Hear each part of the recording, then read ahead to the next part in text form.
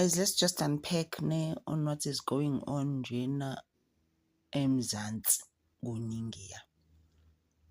Yasikhumbula ngesistory sase-SASSA that I reported on ne khona la ku-news galo where I said kufuneka abantu they actually were looking for 11 people that stole money eSASSA 260 million, guys.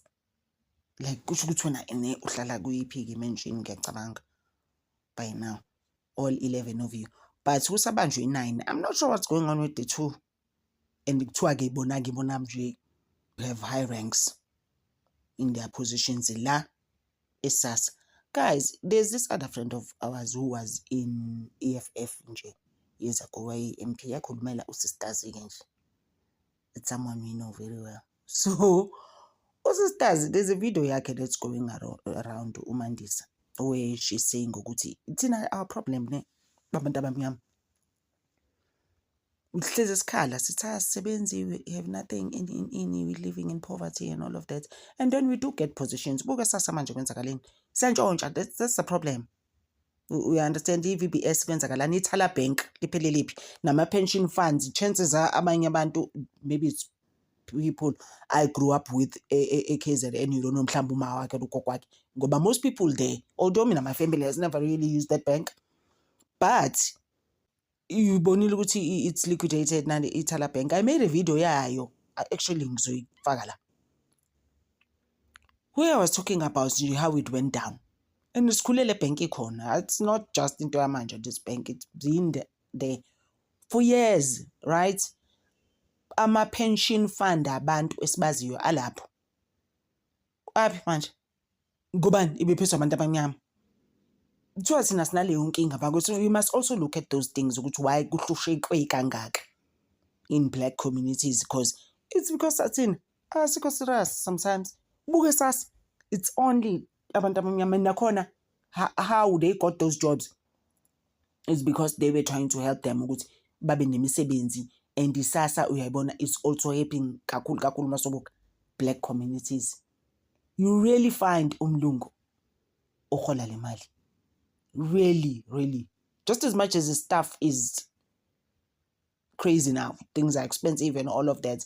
Yebo nabo they are entitled to the government money and all of that, but buka into eyenzeka SASSA yabona nje guys, it's just crazy. uNSFAS ize ekhokhela nini ingane about 2 weeks ago. Zidlani from January, February and March. Zibuze lokho zasoka kanjani emakhaya, ezinye azange ziyithole ngisho indawo yokuhlala. It's crazy things like that. You understand? So I was still telling you ke ukuthi uMandisa thini. Athi uMandisa inkinga yethu thini santshontsha imali yasethala, santshontsha imali yase VBS, khona manje sentshontshe imali yase-SASSA. Nje sihlezi ntshontsha. Nasemabhenki kuyantshontsha. Bangabantu abamnyama there's actually 2 people babesebenza kahle emsebenzini last year. Ngeke ngisakwazi ukuba mention, but amanye ama-video abo futhi it's funny because akhona la enye ngiyakhumbula what's the tea of the guy who stole a lot of money, who was showing off his social media, but you don't even earn that money. Why would you want to show off cars that you can't afford, but you are driving them naked friend yakho? Waboshwa, and he was doing stuff for the mother as well until waboshwa. So guys kuningi sihlezi ntshontshile, and it needs to stop. Asikwazi ukubukwa kanjalo thina twice amasela. Uyayibona leyo nto le, buka manje SASSA uba end up kanjani kuthiwa they have 1,000 counts. I'm like 1,000 counts wenzeni lengaka, ngoba it's just to do profiles and be stealing people's IDs and creating those ghosts accounts that they created and they were chowing this money. 1,000 counts.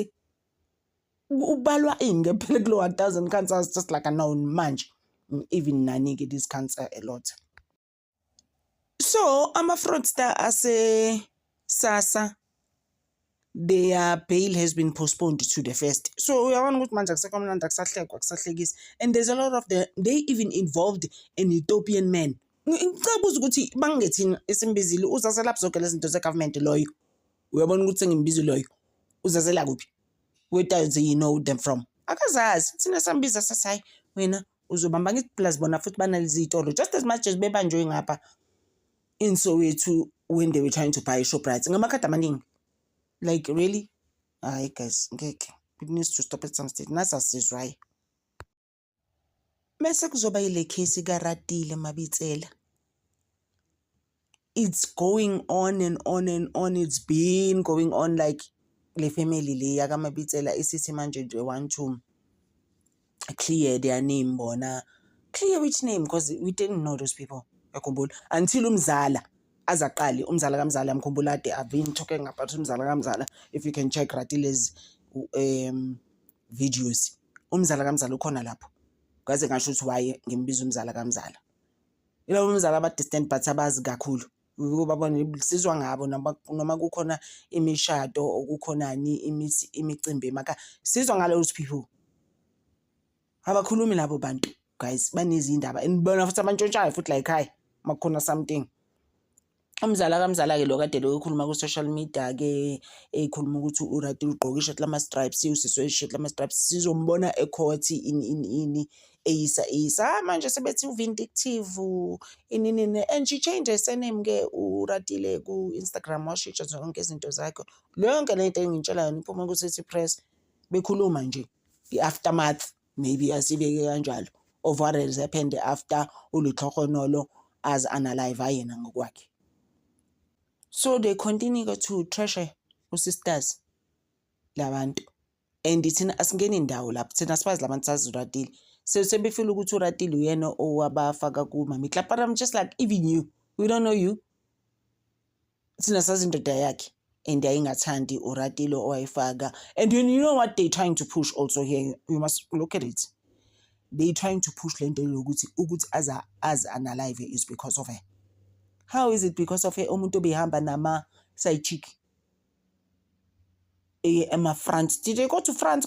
Yeah, I think so. When I did a video a month, it should be a month and a half by now because it's just maybe 2 weeks before iphethe nganzakhe, maybe a month and a half before as unalive. Manje sekufuna bafana bablame usisters ukuthi she pushed him bathi wayefuna izinto uRatile efuna ama Mercedes Benz but thina sayibona iMercedes Benz sihamba side chick and the same side chick lo ngaze yakhumla even made a video ngathi ama mistresses amanje mina anganxa ngoba ama mistresses abeshawa kudala bengeve eshawa mina ngino anto wayewavuthuza ama mistresses oyingadlali nawo kuba ehleze efuna le mali le khona la ekhaya uyibona leyo nto le abavuthuze ke ayingadlali nabo. So mina ngiyamangala ama mistress manje asefuna ukwaziwa and I even said on that video khona abantu nje who are just meant to be mistresses, you know, the type of people we mistress abeslay queen until the end of time and people think those things are right. Those things are not right. And then manje usufuna umuntu mayiseshonile wena usuphuma kunezithombe zakhe ku social media no mzala kaMzala lo okuwa kaMabitsela omzala kaMzala because those things are not right. Let's not do those things. They just not on. They're not cool and most people think they're cool. They were not cool these things when we were growing up. Ngitshela ngento ama 80s and beginning of the 90s la uantu amevuthuzana nabantu awamanje ama mistress afuna ukubonakala ku social media futhi nakhona after I'm like hayibo sisi we don't care, it doesn't matter to us. Umzala kaMzala ke still saying ngeke ukuthi ke ngibona sengathi uyena lo khulumayo manje ukuthi ufuna ukclear igama and bathi uvindictive sisters ukhohlayele kabi uRatile we don't know her like that thing no happy wayefuna ukumpenda kanjalo and we were supposed to believe ukuthi yena right uRatile guys ezinye izinto it's just TV really it's not the person umuntu akekho kanjalo lo muntu bamshayele ngane ezu3 you must look at that manje sikhuluma ngento yamanje we must look at that. How is she gonna raise these children bese ngafuna ukuphuma endlini efuna into eyibizayo actually she wanted another house not this house they were living in lo ibona ku the Mami Club. And remember I did say ukuthi it's gonna come out ukuthi why did he unalive himself ne it's going to unfold and I really believe ukuthi it has nothing to do with uRatile ngoba labantu they were staying in the same house but two brothers in a way he had moved out ngoba bese busy eshonale nabantu so khulunywa nezitori ukuthi there was a time uRatile wakwampusha on the stairs guys like why isingazazi lezo zitori sisa kwiMami Club okudala ukubona lonto le yikho ngithi umzala kaMzala I don't think Mabitsela family is actually talking. And abamkhuza umzala kamzala ukuthi yekela lezi zinto zakho lokukhuluma ku-social media. Oqala thina and we are mourning and we are still mourning kwasamanje. So when ubusy ney'ndaba. Uney'ndaba usisters and I don't know who is going to call her to order to stop this crap of talking about Radile lo muntu. Ukamuzwa Radile ekhuluma ngishilo nakwama video ama-2 before this one ukuthi uRadile ngiyazi umuze ekhuluma about that family manje. Ngaphandle ukuthi babehamba ama-Randburg court, even the mother-in-law was involved, uMakahluri. Asingeni nowhere thina lapho. Uyayibona leyo nto leyo. Asingeni nowhere bahamba kuthiwa uyamshaya in. Manje it turns out sokuRadile umuntu omubi. No, ngibona ngathi babe babini. We must just leave the ndaba nje to go. Siqaleni phansi, honestly, in life. Yeah, so Radile changed his surname to Mabojaki. Kusho ukuthi surname yakhe-ke le maiden surname before she got married. It's fine, sesomazi ngaleyo surname, whatever she wants. Thina sazi yena.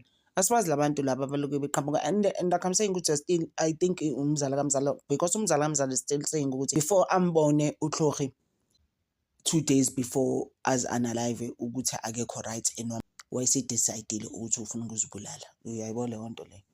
Guys, okwamanje sigcina lapho, but iyani emavidiyweni kaRadile niyofind out ukuthi uBrothers how we got this wealth. Akhona amavidiyo khona ngizowafaka la. Wase Atchesville uBrothers. He grew up there. He met umlungu. And umlungu, hence the other children you saw them ezinye ingane zakhe. Lezi kuthi umzala kamzalo uposta zona kuphela akaposta ama-twins kaRadile. Washada nomlungu, that's how we got into wealth. Abantu abamaziyo bathi hawu thina sabona umuntu esehamba ngama-Porsche. Soyibu kwenzeka kanjani manje?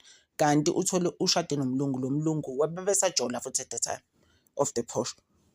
Washada nalomlungu, that's how we got into wealth. But manje bathi wayefeva uBrothers. He was favoring like you've never seen. Umlungu wathi hayi mina mandla sengigrande batlo wena, bye bye. I even said on that video ukuthi that's how ke uRadile Gorin. Angithi Gorin kanjalo be almost like slay queens. Ba end up asebeshada yena ke usisters. Umlungu waza yodo wathi bye amshiya kanjalo. So uyezwa ukuthi how we got into wealth ke wafika kanjalo ku-wealth usisters lo ashada naye umlungu. Ubaba kaSisters, he had a lot of money.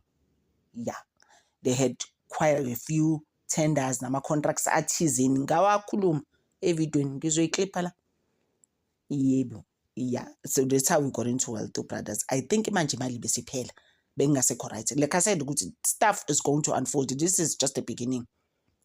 2 weeks ago izinto zizo-unfolda around why wazibulala, because there's a lot of reasons, but I had said ukuthi nemali ikhona la ngeke besene-stress. But manje bafuna ukuthi waye-stress uRadile ngoba bathi uRadile wayemkhama kanjani. Asibeni lapho guys. Thank you so much for always supporting me. Ngithanda over.